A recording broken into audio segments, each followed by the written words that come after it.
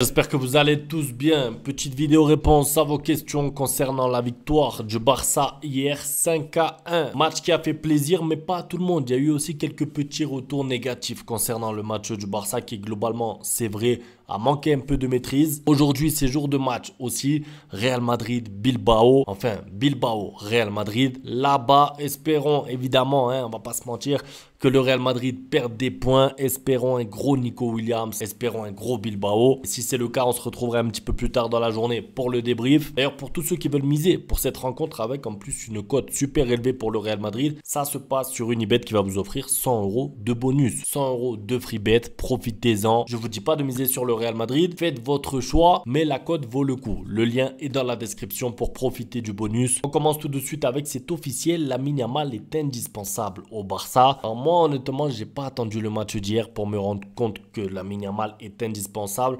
On l'a vu, de toute façon, avec l'Euro qu'il a fait, rien que l'Euro. Avec l'Espagne, on a compris que c'était un joueur différent et qui ne veut pas d'un joueur différent dans son effectif. Je le disais hier sur Twitter, ok, il va rater 4-5 passes d'affilée de temps en temps. On se dit, mais il n'est pas dans un bon jour. Mais ensuite, c'est le genre de joueur qui, sur une action, sur un claquement de doigts, sur une passe, sur un extérieur, sur un appel de balle, peut faire la différence et ça manque les joueurs comme ça au Barça. On voit en plus qu'il est en forme parce qu'on sait qu'il avait des problèmes à la cheville. Sa rentrée lors du dernier match, à moi en tout cas, m'avait pas convaincu. Je savais qu'il avait besoin de quelques matchs. Je pensais de quelques matchs, plusieurs. Finalement, en un match, ça y est, il nous a tous remis d'accord et il est déjà prêt pour enchaîner pour la suite. C'est une super nouvelle. Lewandowski est-il puni? Alors non, il n'est pas puni, même si moi je pensais aussi quand je l'ai vu sur le banc, je me suis dit tiens, comme par hasard, juste après ces matchs horribles, Hansi Flick s'est exprimé en conférence de presse après le match et il a dit clairement, c'est pas une punition, c'est pour le laisser au repos. Après peut-être que Hansi Flick a voulu le punir et a utilisé ça comme motif, ça on sait pas, on n'est pas dans la tête de Hansi Flick, mais la vérité c'est que de toute façon Lewandowski avait besoin de repos parce que il n'y était plus, tout simplement, il était plus performant dans le jeu, c'était de pire en pire, il fallait qu'il fasse une pause d'un match, il sera évidemment titulaire pour le prochain match, on le sait. Lamine Yamal passeur, mais il doit améliorer encore sa finition. Clairement, il doit améliorer sa finition. Il doit être plus tranchant dans les derniers mètres. Je suis d'accord, face au but surtout. Maintenant, comme je l'ai dit dans le débrief hier, c'est normal, c'est naturel et de toute façon il va progresser au fil du temps. En fait, avec la répétition des matchs, il va commencer à gérer les situations. Ça veut dire que s'il est en 1 contre 1 face au gardien, il va commencer à s'habituer à avoir une technique, c'est-à-dire soit l'enroulé, soit la frappe croisée, soit le petit piqué, soit le dribble au gardien. Il y a plusieurs alternatives possibles et quand un joueur maîtrise 2 ou 3 alternatives, il devient efficace face au gardien. Là pour l'instant, on voit que Lamine Yamal, il arrive face au gardien, il tergiverse un peu, il se demande lui-même qu'est-ce qu'il doit faire. À partir du moment où ça deviendra presque automatique pour lui, il deviendra beaucoup plus efficace, je ne m'inquiète pas avec le temps. Lamine Yamal aurait dû sortir, alors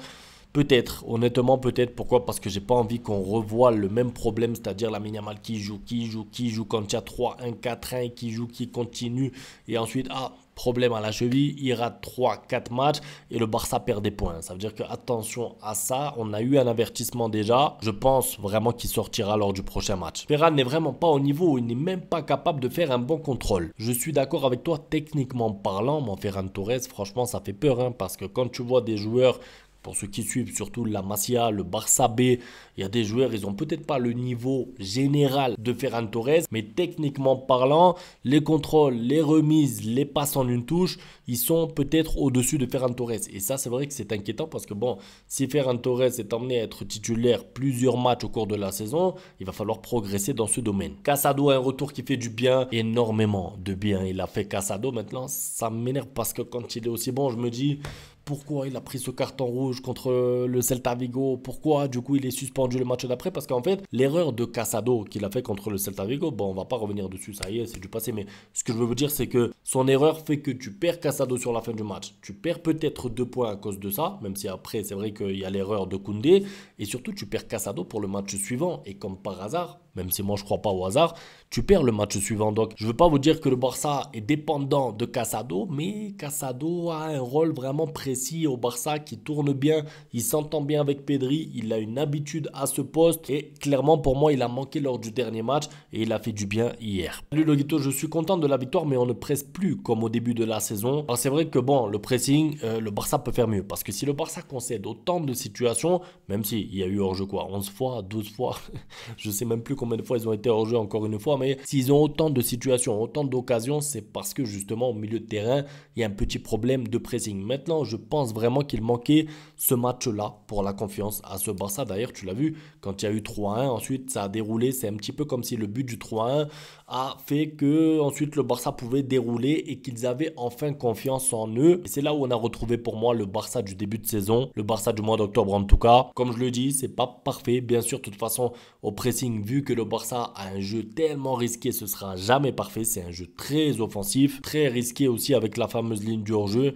Mais ça fait quand même plaisir de voir un Barça mettre 5 buts à l'extérieur. Même si je te l'accorde, il y a du travail sur pas mal de points. Oh Victor, quelle énergie quand il rentre, il mérite son but. Clairement, j'ai été tellement content déjà de le voir rentrer. Je sais pas pour vous, mais moi je m'attendais tellement à voir rentrer Lewandowski avec le changement classique et qu'il allait peut-être marquer un but ou pas. Mais j'avais envie de voir Pau Victor parce que c'est un joueur qui s'entraîne, qui ne dit rien, qui ne parle pas dans les médias. Il n'a pas beaucoup de temps de jeu. Il est très humble. Je sais pas si vous avez vu après le match, il a dit c'est difficile de prendre du temps de jeu puisque le meilleur attaquant est au Barça, il s'agit de Lewandowski. Donc il est conscient de sa situation, mais à chaque fois qu'il rentre, il donne tout sur le terrain. Et surtout, il a des qualités et le Barça a besoin de ces qualités. Fini avec De Jong en 10. Tu penses que ça peut être une alternative à long terme? Alors, le cas de Jong, moi je suis tellement content de le voir faire un grand match hier. Je ne vais pas me répéter parce que je l'ai dit dans le débrief, mais c'est un joueur quand même qui me plaît. Parce que bon, c'est vrai qu'il est nonchalant de temps en temps. Il a des défauts. Je ne vous dis pas que De Jong est le meilleur milieu de terrain du monde, mais il a aussi beaucoup de qualités. Et ce qu'il a apporté hier après sa rentrée, il n'y a pas beaucoup de joueurs qui peuvent l'apporter. Sinon, concernant le poste, c'est vrai que De Jong, en fait, au poste de numéro 10,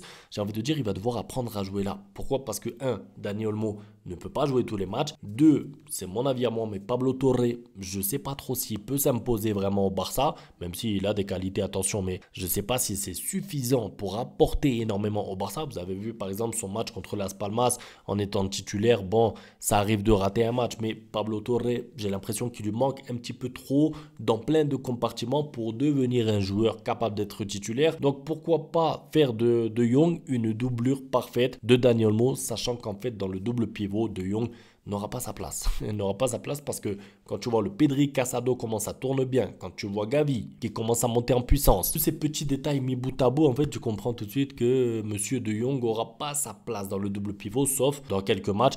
Mais je pense qu'en numéro 10, il aura un petit peu plus de temps de jeu. Après, c'est pas un vrai 10 non plus. Donc, encore une fois, c'est du bricolage avec De Jong. Est-ce que c'est ce qu'il faut faire? Je ne sais pas. Est-ce que ça serait le mieux pour lui et pour l'équipe?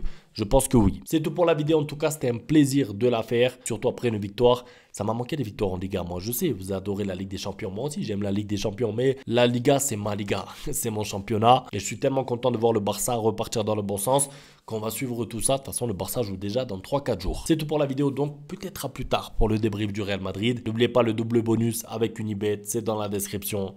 Ciao. Bang, bang, bang, bang, goodbye. Ustedes pueden aceptar mi negocio o aceptar las consecuencias. Plata o plomo.